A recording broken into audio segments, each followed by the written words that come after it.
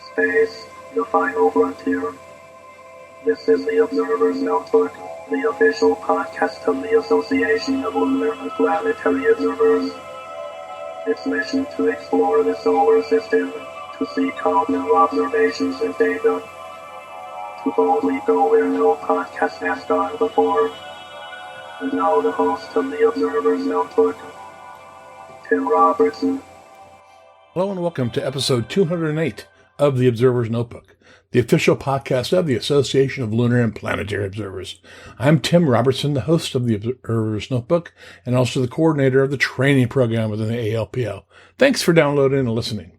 The Association of Lunar and Planetary collects and analyzes observations of various solar system bodies and its associated phenomenon, and publishes detailed reports concerning these bodies in its quarterly publication, the Journal of the Association of Lunar and Planetary Observers. This podcast depends upon donations from you, our listeners, to keep it alive. If you enjoy what you hear on the Observer's Notebook, you can donate to it via Patreon. You can start off by giving as little as $1 a month. If you feel even more generous, for $5, you receive early access to the podcast before it goes public. For a monthly donation of $10, you receive a copy of the Novice Observer's Handbook. And for $35 a month, you receive producer credits on the podcast. You can help us out by going to www.patreon.com/observersnotebook. And if you'd like to join the ALPO, membership begins at only $22 a year. Find out more at www.alpo-astronomy.org. And you can also find us on Facebook. Just search for ALPO Astronomy. And this podcast also has a Facebook page as well. Just search for an Observer's Notebook. And if you enjoy what you hear in the podcast, please give us a subscribe. That way you'll never miss another episode. And now, episode 208 with Bob Lunsford, and we're talking meteor showers. Enjoy.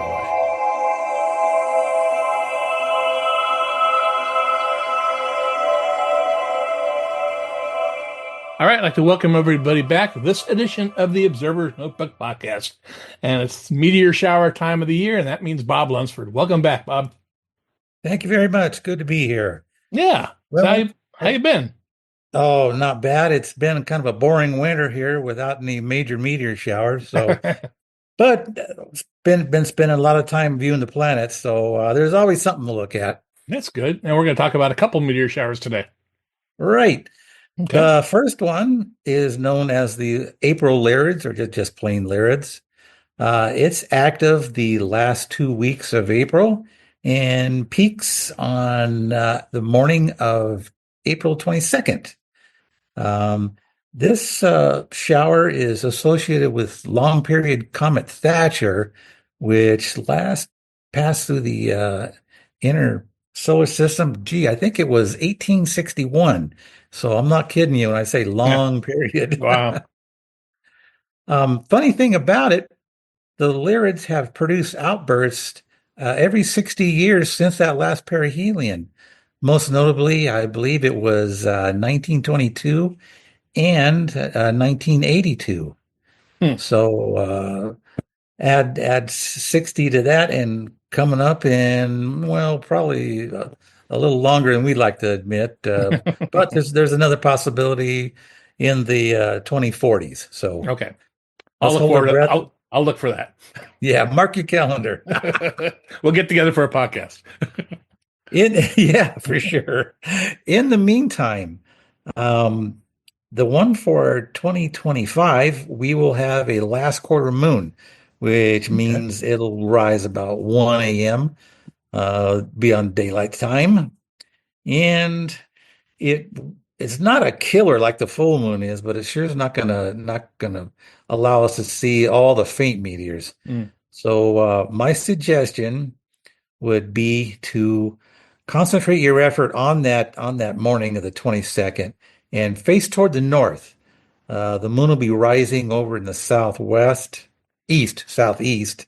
So it'll be at your back if you're facing north.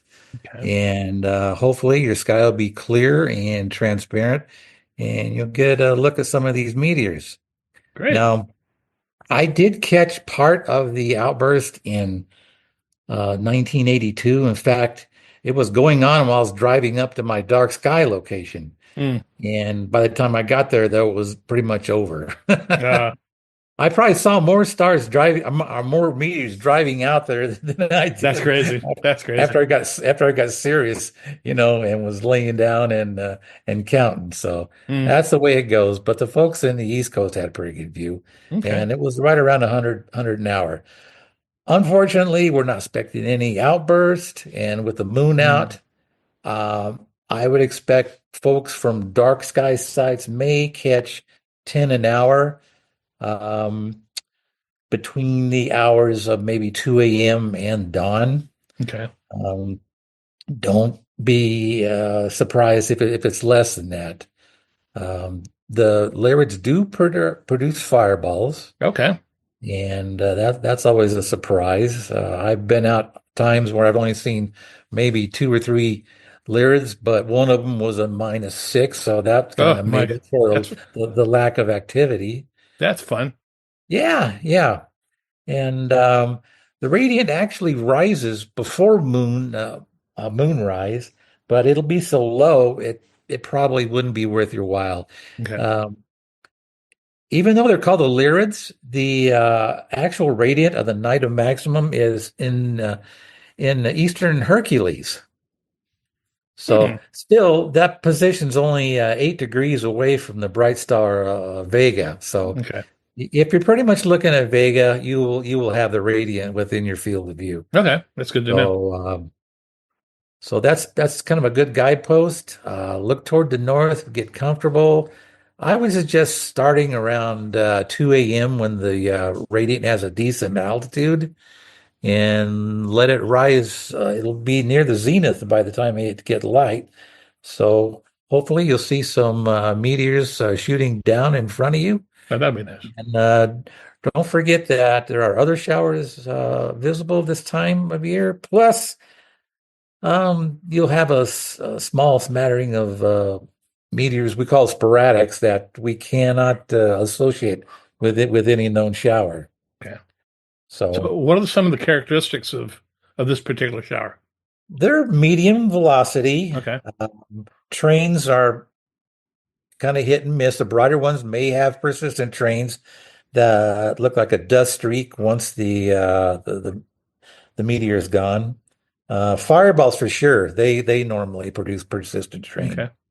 All right. And what I mean per persistent, they last at least a second after the meteor has totally disappeared. So it's like a smoke trail almost across the Right, sky. exactly, a smoke trail. Okay. And if it lasts long enough, which what's really cool, you can see them twist and turn in the upper atmospheric Oh winds. wow. So Wow. I've had been fortunate to have a small pair of binoculars and caught some Perseids like that. Minute you see a bright train, you grab the binoculars and follow it, and it twists and turns like a snake. It's really cool. Hmm. Wow. All And there's some right. videos out there too that show the same thing. So Okay. you can hope for that and hope for a few meteors and keep your fingers crossed. All right. And thank goodness it'll be warmer then. Yes. Yes. It's no fun observing during the winter, and you're only seeing a few an hour. So, I hear you. but it's a good way to learn the constellations and keep an eye on things like our T Corona Borealis hasn't exploded yet. So, It's yeah. very But true. if you happen to miss the Lyrids, there's some more activity coming up in early May. In fact, while you're out viewing the Lyrids, you may see the beginning of the Eta Aquariid meteor shower. This one is active for about 6 weeks, centered on the first week of May.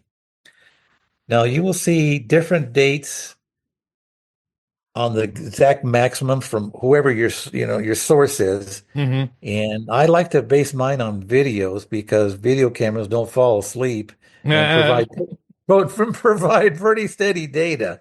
And they can even watch during the full moon while most of us are inside keeping warm. you go. So, but you will see dates ranging anywhere from May 4th to May 6th for the maximum. Okay. So any of those 3 nights are good, our prime time to watch the 8 Aquariids. Now, is that specific to just this year or is that every year?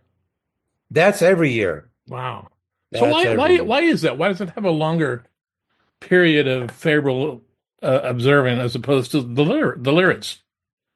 Well, it the Halley's Comet has been around a lot more Okay. orbits than Thatcher. So Okay. there's more dust trails, and we encounter, it takes 6 weeks to from the beginning to the end to encounter all of them. So, but the main core Okay. is right centered on that first week of May. Okay. So that's the best time to see them. Yeah, I think in the on the American Meteor Society it says April 20th to like May 21st for Right, the right, dates of this. That's huge. I saw that and I'm like, wow, that's not right. normal. Yeah. But that's because So comets. actually, it is for most showers. Um, it can be up a Yeah, month or 6 weeks. okay, Perseids are active from mid-July that's to true. almost September 1st. That's true. Yeah, okay, So that's not unusual. okay, Of course, there's some other showers that are only visible for a few hours. So it all depends on how wide the meteor trail is, and then the debris trail right, and okay, how much material it consists of. that's true. And this is related to Halley's Comet, like you mentioned. Halley's Comet, that's correct. Yeah. Now, Halley's Comet no longer intercepts the Earth, so these trails were made a few centuries ago. Hmm. So, but Halley's moves back and forth. I'm sure in a few hundred years, it'll be again producing new material that'll intercept the Earth. So I Right. wouldn't worry about it too much. Okay. And there's a lot of stuff out there because we intercept it twice during the year in May for the 8 Aquarius, and exact same opposite happens for the Orionids. Now the Orionids happen in October, and that's the incoming particles of Halley's Comet, Okay. and the 8 Aquarius are the outbound. And since they're outbound, that means they're only visible in the morning hours, whereas it's a better evening shower for the Orionids. Okay. Makes sense. Now, um, the moon condition for this year's shower is very favorable. Where instead of a last quarter moon, we're going to have a first quarter moon, Okay. which means it will set around midnight or 1 o'clock, depending on your location. Perfect. So that's good. The moon will be gone, and the radiant normally rises between 2 and 3 for most folks. It all depends on your latitude. So I normally start watching at 3 o'clock, and it starts getting light here about 5. So that gives me 2 solid hours where I can Okay. watch. Um, I suggest facing toward the east and looking about halfway up. Um, I know most people like to go out and lie on their back or look straight up, but the atmosphere is thinnest there, and you'll actually see more meteors closer to the horizon. Hmm. If you notice all the nice fireball pictures, they have part of the horizon in them, so they're all aimed fairly low in the sky. Okay. So I would aim your field of view about halfway up, so that the bottom of your field is on the horizon. Of course, if you have trees or mountains in your way, Right. you can look higher. Now, compared to the Lyrids, the Eta Aquariids are hitting us almost head on. So they're very fast, and all of the bright Eta Aquariids produce trains. Oh, So that's something to look forward to. okay. Oh, like I said, if you're out for the Lyrids, you may catch the beginning of the shower in April, and rates increase slowly toward the end of April. The lunar conditions will get better as the moon wanes during that period. Hmm. And I believe there's a full moon right around April 28th, right in that area. So that'll be a good time to watch. And the I've seen good reports of more than 10 an hour as late as May 8th. Okay. So that's one thing we can count on. Past May 8th, the moon will start to interfere in the morning sky, and that'll be right about the end of it. Yeah.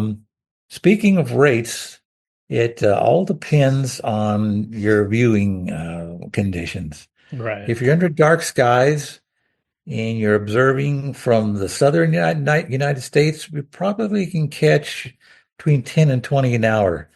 If you're from the northern tier of states, maybe 10 an hour. And these meteors are pretty much invisible from further north than I'd say 50 or 55 degrees north. For once, one reason is the radiant rises about the same time as dawn. And to be honest, any further north of there, dawn lasts all night. Hmm. So that's another thing. Your best location for these meteors is the southern tropics. The nights are longer there, and the radiant rises higher in the sky. Yeah. So, but even from the latitude of Southern California, I've managed to see up to 35 an hour. Okay. So that's not too bad. In Great. fact, one time I had a video camera with me that ran on batteries, and I showed it to some people in the IMO, and they couldn't believe how many meteors I captured from this shower. It was constant. Of course, that has like I said, is a lot more alert than most people. So we can't compare exactly video versus Right. visual. That's true. As for rates, like I said, up to 20, and if you're observing from home, maybe 10. And unfortunately, like I said, these are only visible during the last couple hours of night because that's when a radiant rises. It's only located about 60 degrees west of the sun. So it will rise before the sun and offer 2 hours of activity, and then dawn occurs. So it's actually not that much better further south. They may get 3 hours, 3.5, and the same basically the same thing happens. The sun rises before it gets that high in the sky. So Okay. so we do the best we can with this radiant. It only gets about 30 degrees high before we have to shut down. So that's why you see ZHRs that are estimated in the 70s and 80s, because the zenith hourly rate places it overhead, which actually never happens in a dark sky. Yeah. So unlike the Lyrids, which are pretty much limited to one night, you can observe the eight Aquariids during the whole first week of May and get decent results. Now we expected some above average activity the last 2 years because it's happened in the past every 12 or 13 years. There's been outbursts in the shower. Well, it didn't happen. So we were left scratching our heads, and we really are not expecting anything out of the ordinary in 2025, but you never know. And you'll only find out by going out and viewing for yourself. That's very Now, true. be sure and save and share your observations with us. We're very curious what other folks saw, especially from different latitudes. Yeah, that's very true. So if you get out there and you observe these meteor showers, Bob's email address is in the show notes for this podcast, so you can grab it there and send him a note of what you saw, your location, how many you did. I mean, I say this every podcast with you. It's just sit back in a lounge chair and cup of coffee or hot chocolate, and just record how many you see in an hour. That's Yeah, all. it's That's all. That's all very it takes. relaxing. It is very real. Just don't fall asleep. And yeah, un- unfortunate. If you miss these two, it's going to be a long wait because June does not offer any strong meteor activity. And plus, the nights are really short. Hmm. And the first half of July is pretty much just like June, is very slow. Yeah. But for some reason, we run into it dense, dense area of meteor activity starting around mid-July. It's like the spigot gets turned on high. We're going to encounter higher sporadic rates. The Alpha Capricornids start, and the Southern Delta Aquariids start at that time. So Yeah. if you miss these two, it's going to be a long wait, but a wait well worth it because the Delta Aquariids have a dark sky this Yeah. year. All right. Yeah. And we will get together again to discuss that one when the time comes. Sounds good. All right, man. Oh, you got anything else you'd like to add? No, I think that's about it for now. Okay, Bob. Well, I want to thank you again for coming on the podcast. My pleasure.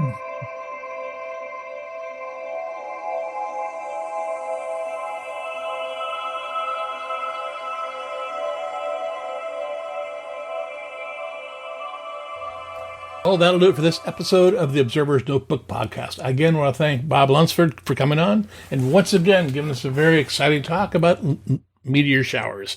Please get out there and observe and let Bob know what you saw. I'd really appreciate that. We upload new episodes of the Observer's Notebook on the 1st and 15th of every month. You can subscribe to us on iTunes. If you do, please give us a rating and a review.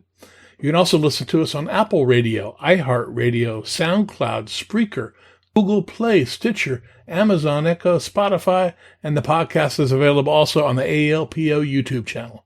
You can help support the podcast by donating to it via Patreon.